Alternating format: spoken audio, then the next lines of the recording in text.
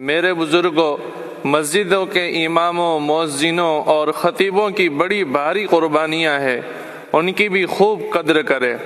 خطیب صاحب سال میں 50 مرتبہ مسجد میں آتے ہیں، 30 منٹ بھی اگر وہ بیان کرتے ہیں تو سال میں 1500 منٹ بیان میں شریعت اور سنت کی باتیں وہ مقتدیوں کو سناتے ہیں۔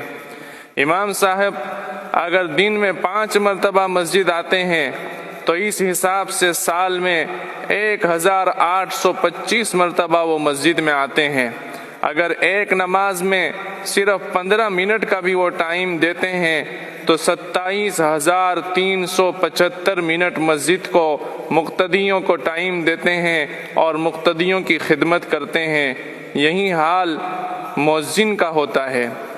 گرمی ہو یا ٹھنڈی ہو، دھوپ ہو یا سایہ ہو، اندھیرا ہو یا بارش ہو، بیماری ہو یا تندرستی ہو، طوفانی بارش ہو یا کڑکتی ہوئی بجلیاں، دور ہو یا قریب، ہر وقت ایک ہی فکر، ایک ہی دھن، کہیں پر بھی کسی بھی کام کے لیے گئے ہو تو گھڑی پر نظر لگی رہتی ہے، چلو ٹائم ہو گیا، بھاگو مسجد پہنچنا ہے۔ یہ نائبین رسول صلی اللہ علیہ وسلم اپنی ڈیوٹی کن قربانیوں کے ساتھ سال بھر بلکہ زندگی بھر انجام دیتے ہیں، یہ ان حضرات کی خدمات ہے۔ آپ ایک نماز صرف ایک مہینہ ایک مسجد میں پابندی سے ادا کر کے تو دکھائیں، نہیں کر سکتے، مگر یہ لوگ پابندی کرتے ہیں۔ اس کے باوجود ہم ان کی کیا خدمت کرتے ہیں؟ تنخواہ اور سیلری اتنی بھی نہیں دیتے کہ اس سے ان کی بنیادی ضرورتیں پوری ہو سکے۔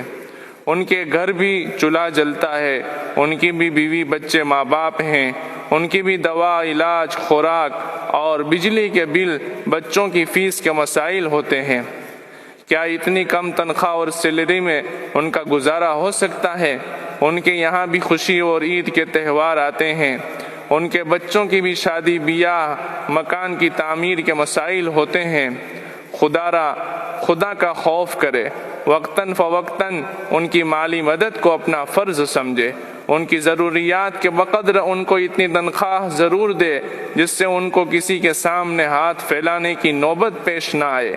اور میں عام مقتدیوں سے بھی خاص طور پر کہنا چاہتا ہوں کہ رمضان کے مہینے میں ان کو عام حضرات بھی اتنے ہدیے اور تحفے سے نوازے کہ سال بھر پریشانی نہ ہونے پائے، ورنہ اگر قیامت کے دن اس بابت پوچھ ہو گئی تو اللہ کی پکڑ سے چھوٹنا مشکل ہو جائے گا۔ زیادہ سے زیادہ ائمہ، مؤذنین، خطبہ، دین کے خدام کی قدر کرے۔